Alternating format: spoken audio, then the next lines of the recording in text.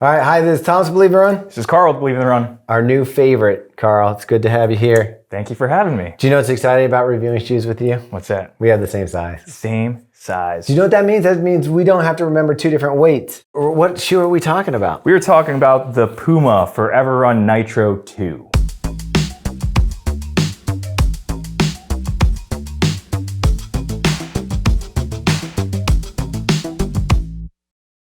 So we don't normally do stability shoes. We're neutral guys for the most part. We are for the most part, yeah. But now with neutral shoes going the direction they're going, there's a lot of them that aren't as obtrusive as they used to be. As a matter of fact, they're just great to run in, especially for those like extra miles, those days where you're just doing garbage miles. Yeah, exactly. I think the new age stability is sort of like kicking off. So I like that new age stability. New age stability. Namaste, stay in your lane. I like that. Yeah, all right, we'll go with it. Yeah.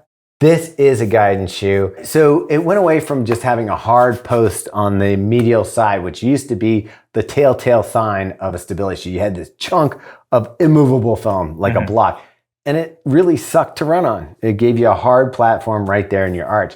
Now you've got a couple different things working together. You get that wider platform. You get this clip on the back that guides your heel a little bit more, and they call it their guide. What is it?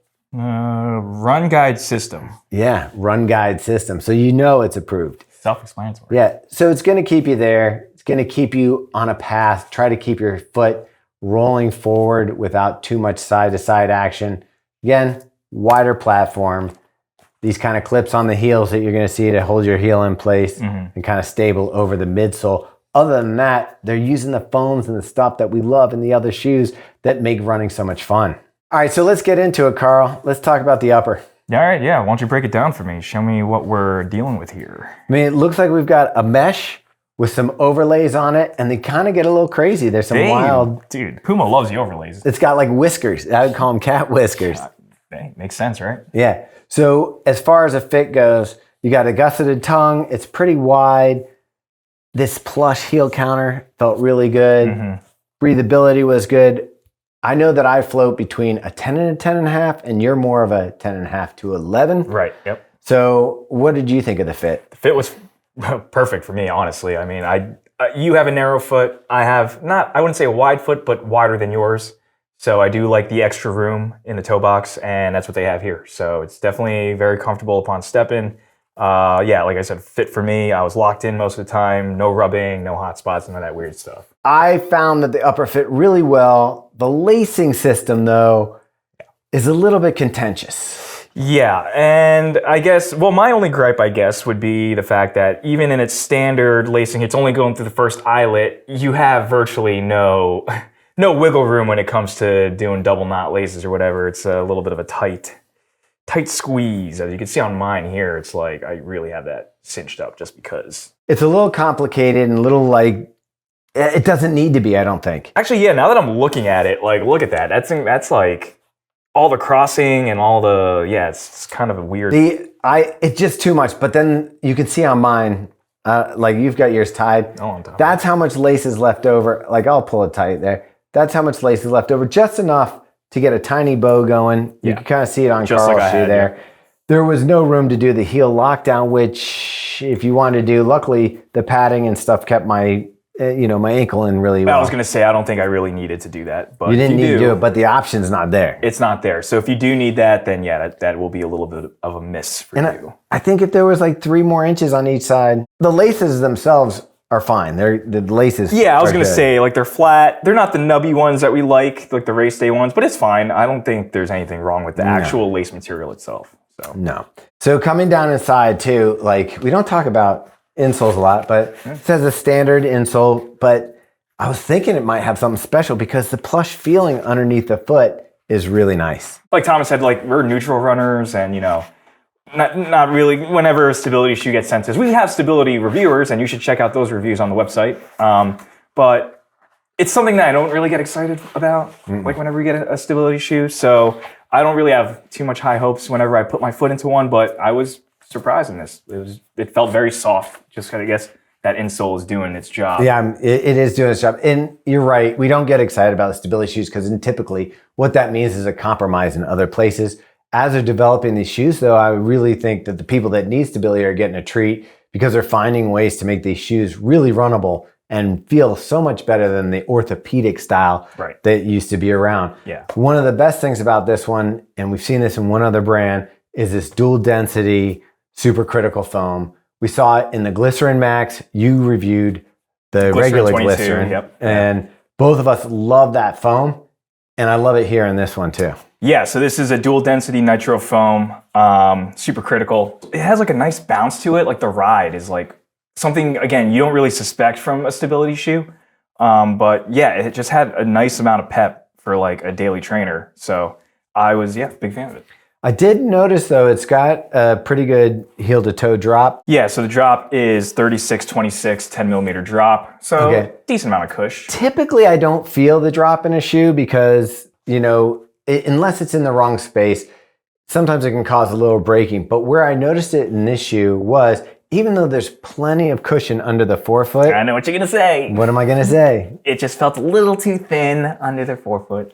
It wasn't that it was too thin. Like I wanna say that it's definitely not too thin. No. But I did notice the difference between the nice cushion in the heel versus where I felt like it was starting to get maybe a little flat under the palm of my foot. Yeah, and I know the shoes that you said that about, like the Pegasus 41 or the Peg Plus. I think they also had I think it was also like 26 in the forefoot. So I guess, that has something to do with it. The 10 mil drop though, I mean, I said this in the Glycerin review that I did kind of feel it just because I haven't worn like a 10 mil shoe in a while. For some reason in this one, I didn't feel that. So, well, call me the princess and the pea. I guess, dude. What are you doing? Now, we always love one thing that Puma's got. Best in the biz. Best in the biz. We're talking about Puma Grip. Yeah, and they even kind of made it look a little bit like the Believe in the Run logo, so we're going to give them extra points for that. Well, I like that, yeah. Yeah, so you got that in there. It really did work. I noticed they put this guide. The run guide system. Dot right here on that. So while there's no posting, you've got a thick amount of foam, and you've got that firm thing here that's going to give it a little bit of extra oomph right there under the arch on the medial side. Overall, smooth transition, great cushioning. I mean, it's really hard to knock this, especially knowing that it's built for stability and it's going to help people out there that have maybe more issues with running than we do. Yeah, and normally when we talk about stability shoes, we talk about them being clunky and heavy. This one comes in at 11.4 ounces or 320 grams. Not exactly light. Not exactly light, but it's just, this is like one of those prime examples where it's like, I didn't really feel the weight. Like I did notice it getting heavy, like towards the later end of the run. Maybe it's because I'm like, oh, it's a stability shoe, it's gonna be heavy. But like, with the ride and the foam composition, like I think that makes up for the fact that it is slightly heavy. This has been the year of like heavier trainers. Yeah, I know, yeah. And so I guess I'm just getting used to it. I agree with you that it didn't like noticeably wearing it be like, oh, such a heavy shoe.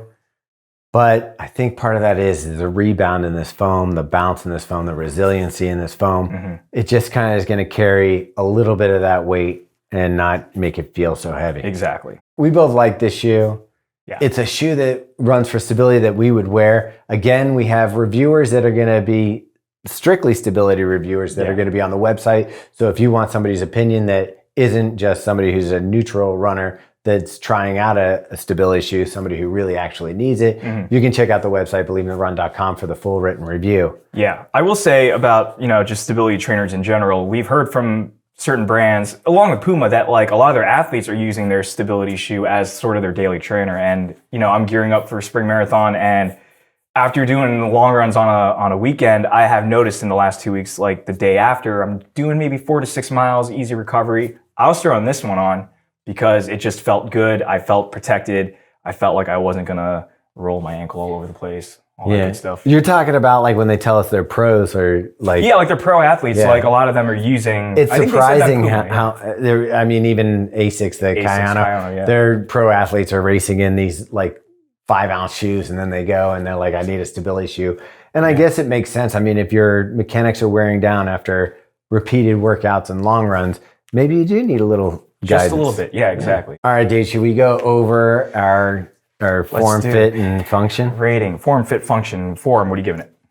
I'm going to give it a 3. Okay, I am also going to give it a 3. All right. Like, it has a lot of stuff going on the upper that's kind of like, I get it, but, you have to make their shoes look different. But like some of these things, A little crazy. Yeah, it gets It's a little crazy. The whiskers, I think, is what it is. Hey, it's big cat energy. Overall, the weight is going to play into it for me because that's part of the form. It's on the heavier side. I get it. There's a lot going into the shoe to make it stability, with the cupping and all that stuff. But for me, that's kind of going to knock it a little bit. What's your reasoning? My reasoning is that I'm following you. So,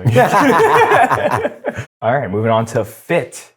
All right, fit, gonna have to knock it. One of the things that we have in fit is the laces, and these laces, they're too short. Yeah, that's like my only knock on the fit. Other than that, like the way my foot fit inside, like the extra room in the toe box here, like I just liked how my foot fit in this overall. So other than the laces, I will dock it for that. So I'm gonna go with a 4 as well. Now here's where it gets funny.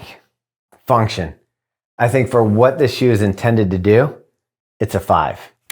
Hey, I was gonna say the same thing. It really does do what it's supposed to do. It feels solid under the foot. It feels like you're getting guidance. It feels stable. It's a fun, I would say, fun shoe to run in. Yeah. Like I said, it's like lately it's just been replacing what I would normally go for like a regular neutral trainer. I've found myself throwing this on, not just because I had to review it. I have more miles on it than we recommend for the review. So that just shows that, I am particularly fond of the shoe. Do you even know what that math is then? It's a 12 out of 15. All right, 12 out of 15. So, Karl, you did a great job. Oh, thank you, Thomas. I appreciate it. This has been fun. All right, so what do you want people to do now? Make sure you like this video, subscribe to the channel. Make sure you check out both of our podcasts, The Drop and Fuel for the Soul. Go to all the socials, Instagram, Facebook, Strava group. We have that there. You can also head over to believeintherun.com. Get a nice little pop-up. Sign up for the email list. You're going to get an email every week that goes out with everything that we've done here at Believe in the Run for the week, and you'll get a little blurb from Robbie himself. Something funny, something serious. Oh, he blends. He does a nice blend of messaging there. So definitely check that out. And that's about it, right, Thomas? I couldn't have done it better myself. Look at that. I designed the little scrolly thing at the bottom, so I know the order way which things go. But. That's right. So he's doing it for the least amount of work for him, so he doesn't have to jump around. Exactly. All right, cool, bud. Thank you so much. Yep. And see you for the next one.